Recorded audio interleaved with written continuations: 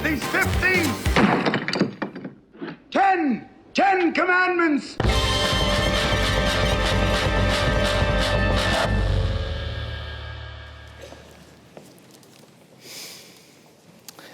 Decisions are tough.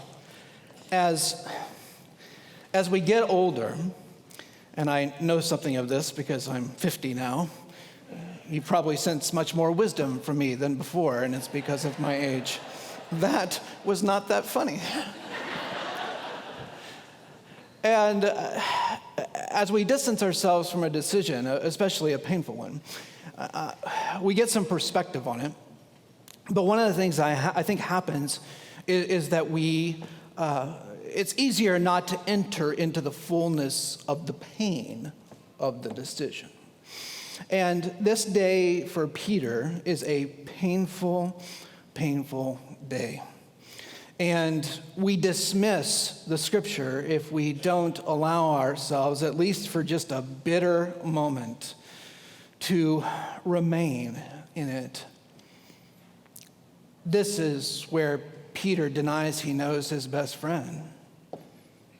This is where Peter forgets just how much Jesus loves him. This is where a series of events will unfold that leads to the death of the one that he followed. This is the same man who called him out of the boat and he walked.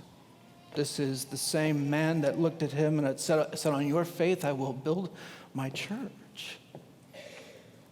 And yet in his greatest hour of need, Jesus' greatest hour of need, Peter just responds and says, I don't even know. It just hurts. And sometimes I think we dismiss things as God's plan for us, and I don't quite buy that entirely, because I think Peter has the capacity to make a better choice. Yet, at the same time, God does also begin to unleash a series of events that will lead to Peter's redemption and restoration. But I think we need to hold on as decision makers to both extremes, in the sense that there will be days where we make terrible decisions, and we do, and to not let ourselves feel the pain and significance of that is shallow on our part. There will also be days when we make glorious decisions, and they will be good, and they will be beautiful, and they will holy, and Jesus will be a part of those, and we need to let ourselves be swept away by the power and the grandeur of those moments. But it's between those two extremes, I think, that we live this life as decision-making creatures. And the responsibility that we have is to Jesus and to ourselves and others is to make these decisions and to make them well.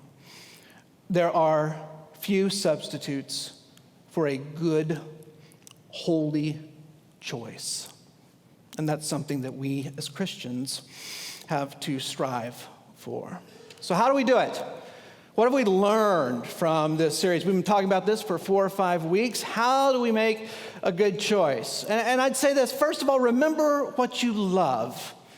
We love Christ, we love Jesus, we love our family and friends, we love others. As one of the 9 o'clock worshipers reminded me, because they're the real Bible nerds of the church. Only Bible nerds worship at 9 o'clock. We're more of the drunkard's mass here at 11.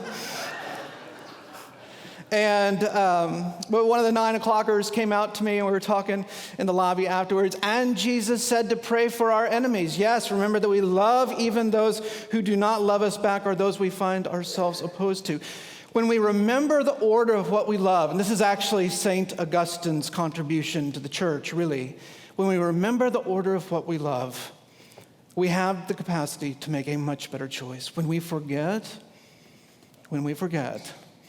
the door is open for us to do sin and evil, and it's open wide. The order of what we love.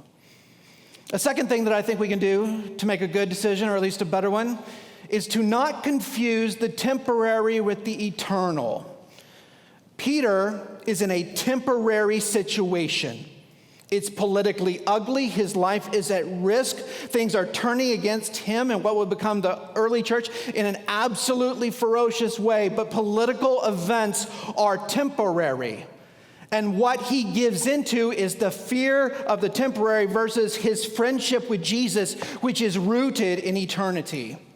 When you and I are faced with a choice, part of the conflict, if it is a conflict that we feel, is between that dynamic of what is the temporary gain that I can make, or what is the short-sighted thing that I think I can see, but I know that is not in the long run something that's going to serve me well.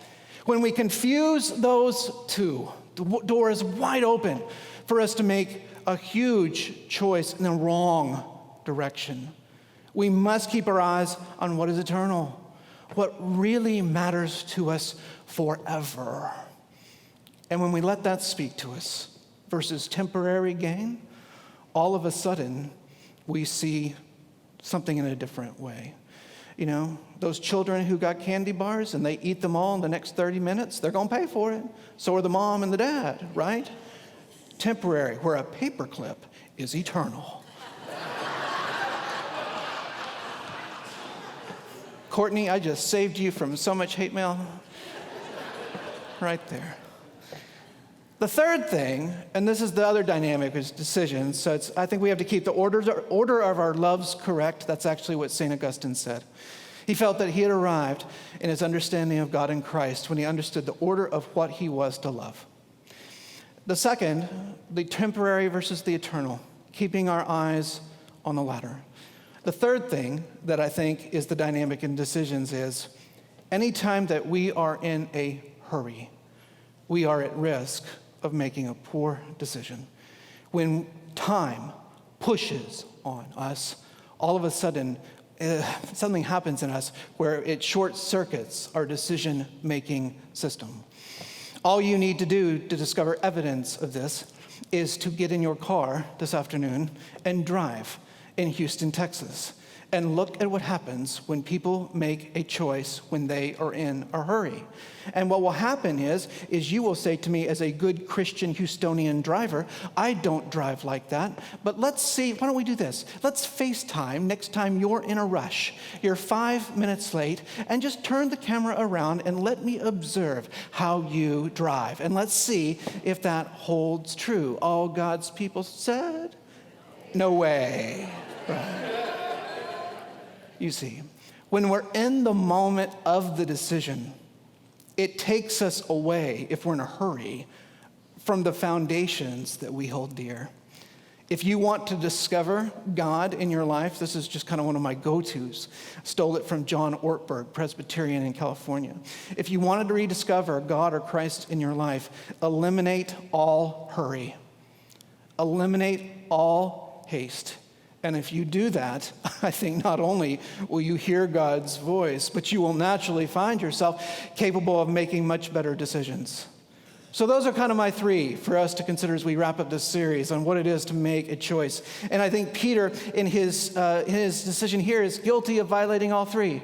In that the order of our loves has to matter, and it has to be the right way. We cannot confuse the temporary and the eternal, and we cannot be in a hurry from our own circumstances or those that are surrounding us.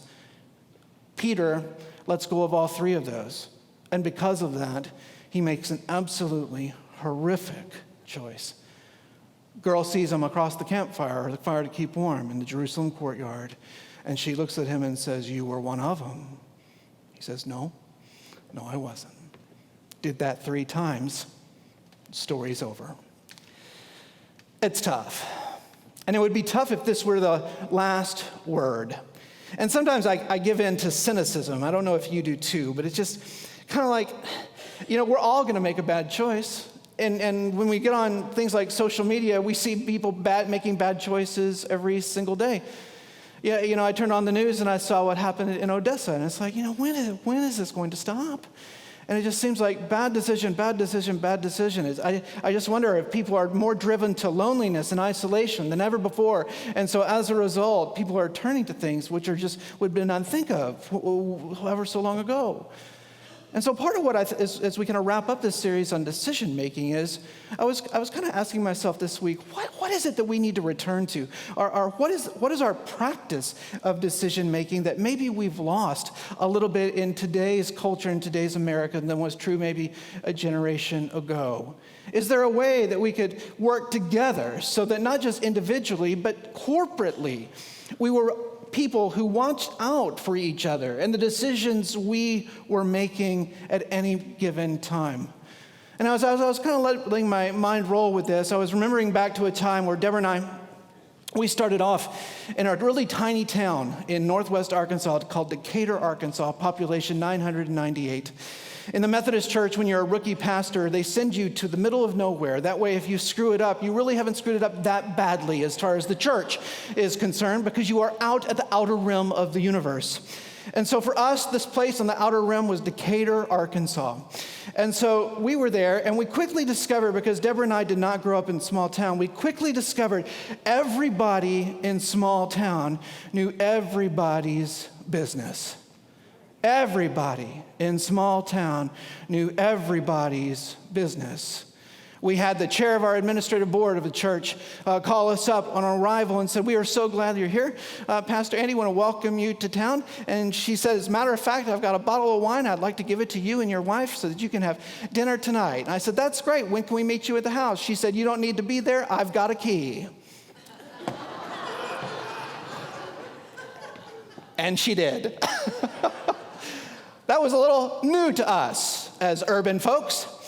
But I quickly discovered that was sort of part of the ethos of small town. It's kind of how small town rolled. At small town, or in small town, you could knock on somebody's door, and the burden was on them to let you in and to visit, to have whatever it was that you had, coffee, tea, whatever, cookie, candy bar, paperclip, doesn't matter, whatever you got, you share it. Then, as I was a pastor in this kind of place, and again, this is very new to me because I grew up in cities all my life, and so as I began to be a pastor in this town, it was kind of like being on Mayberry, the set of Mayberry, and one of the things that was expected is when somebody new moved to town, and first of all, when that happened, everybody knew who it was, you were expected as the pastor to go by their house unannounced and say hello and welcome them to the community. So one particular day, I did this. The family had moved into town. My phone was blowing up. It's like, I know, and I know where they live. They say, just go to that place so-and-so where the lightning struck that tree one time, turn left. And then, that's how they gave directions. It was crazy. So anyway, I go to this family's house. They've just moved to town. I guess probably 5 o'clock in the evening maybe, and I just knock on the door. "Hello, my name is Andy Nixon. I'm pastor of the Methodist Church. I just wanted to welcome you to town." "Oh, so glad that you're here. Come on in." Their box is there, and we sit down and we have a conversation about, town life, moving, God, faith, church, all of it. So I was there for about an hour. And then we have a really nice visit. And as I'm leaving, I close the door, and I notice that the car of the Baptist pastor has just pulled up at the curb. And I went, these folks are in for a long night, because he's much more long-winded than I ever thought about being. I have to hand it to him, though. The family joined the Baptist church. I lost, but I'm not bitter about it at all. We'll see. But in small town, we had a culture like that, and we had a community like that. And when somebody was having trouble, or if somebody was struggling with a decision, or somebody saw something that was a little out of line, the town called them on it. And there were elders within the town who were kind of appointed that if there was a sticky situation, that they would go. And every now and then I would get a call from one of them. It's like, "Pastor, would you come with me? There's a conversation I need to have." And we would. And it wasn't mean-spirited. It wasn't anything like that. But it was out of genuine concern. One day in small town, one of the leading figures of the town got diagnosed with a really ugly cancer diagnosis. And so the town kind of decided they were going to have a pie auction to help raise money for the expenses his family was going to incur. And so I was told that as the Methodist pastor, I would make a pie, and I did. I actually timed it so that it was still warm at the time of the auction. And we auctioned these off, and these pies are going like for $500, $700, $1,000. $1,500, and we saw all of them. At the end of them, they all put them together in a central table, and everybody got a slice. They took the pie that they just gave, and then they gave it to everybody else. I remember when I saw that, and it said, you know what? I don't know what the communion table in heaven looks like, and I know that's really weird to think it's pie instead of just bread and juice, right? But I don't know that I have felt the Spirit of Jesus Christ stronger at a table than there. Everybody was looking out for everybody. Everybody wanted to face the challenge together. Everybody had everybody else's back.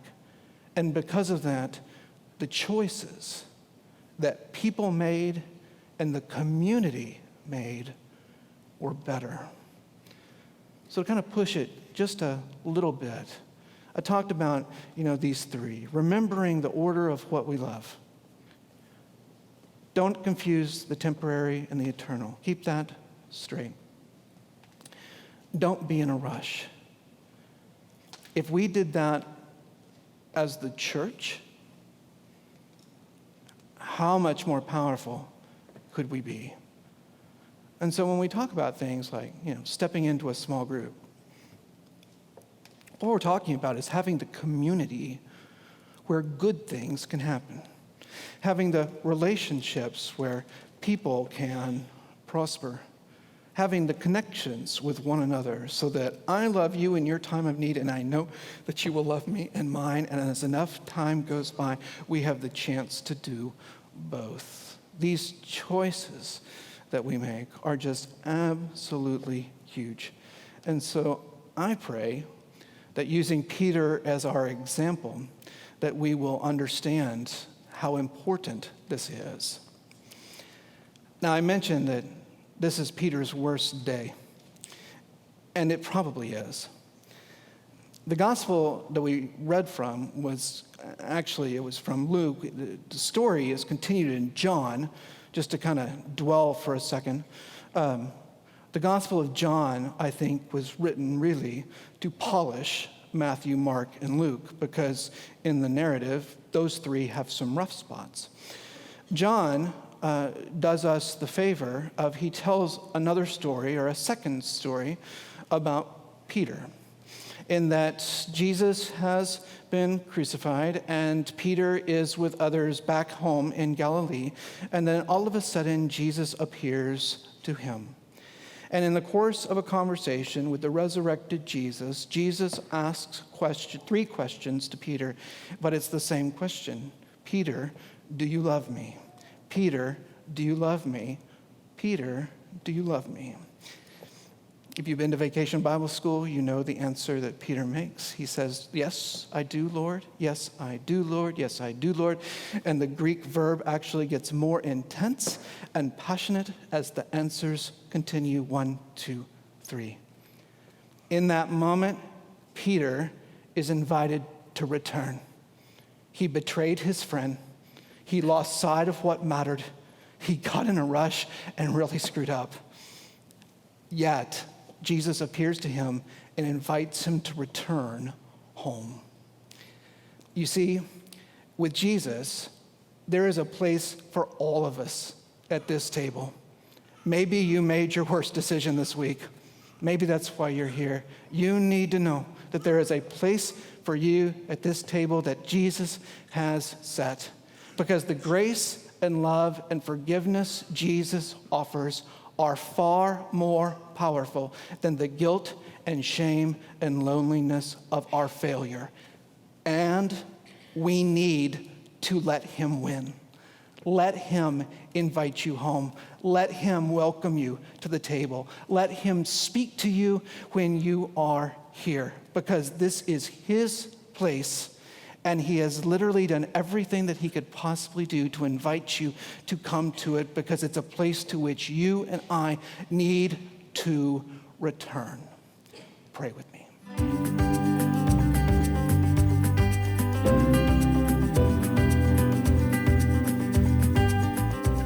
Thank you for joining us today. We want you to know, no matter where you are or how you worship with us, you are always part of our church family. We would love to have you join us live downtown at 8:45 or 11 o'clock, or as always, through the broadcast. We would love to hear from you. If you have a question about today's service, if you would like to contact one of our pastors, if we can pray for you in any way, please reach out to us through our church website. Thanks for worshiping with us today. It was great to have you with us.